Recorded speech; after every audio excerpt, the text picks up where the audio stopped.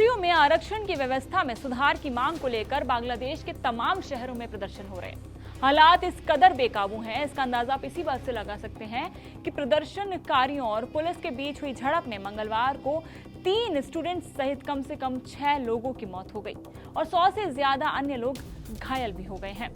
अधिकारियों को मंगलवार को 4 प्रमुख शहरों में अर्धसैनिक बल बॉर्डर गार्ड बांग्लादेश यानी कि बीजीबी के जवानों को बुलाने के लिए मजबूर होना पड़ा। इससे पूर्व सैकड़ों पुलिसकर्मी रात भर देश भर के सार्वजनिक विश्वविद्यालय परिसरों में तैनात रहे।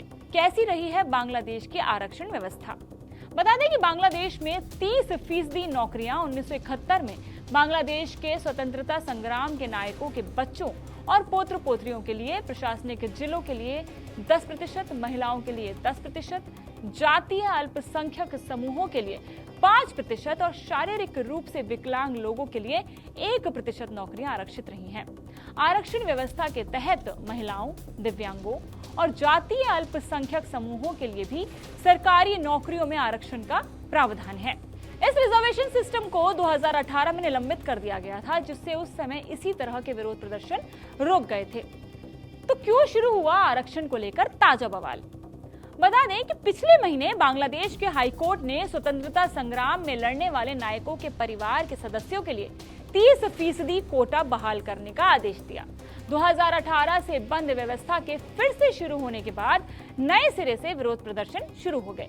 प्रदर्शनकारी दिव्यांग लोगों और जातीय समूहों के लिए 6% कोटे का समर्थन कर रहे हैं, लेकिन वो स्वतंत्रता संग्राम के नायकों के वंशजों को आरक्षण के खिलाफ है। उनका कहना है कि आंदोलन के नायकों की तीसरी पीढ़ी को आरक्षण क्यों दिया जाए। उनका यह भी कहना है कि इस व्यवस्था से मेरिट वाले छात्रों को काफी नुकसान होता है और इसे खत्म किया जाना चाहिए।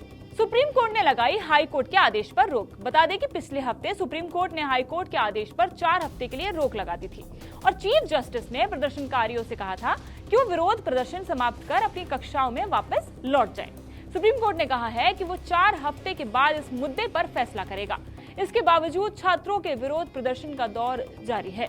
बता दें कि छात्रों ने गुरुवार को पूरे बांग्लादेश में इस मुद्दे पर बंद का आह्वान किया है। आंदोलन के एक प्रमुख समन्वयक आसिफ महमूद ने कहा है कि इस दौरान देश में अस्पताल और आपातकालीन सेवाओं को छोड़कर सभी प्रतिष्ठान बंद रहेंगे और केवल एम्बुलेंस सेवाओं को ही संचालित करने की अनुमति होगी।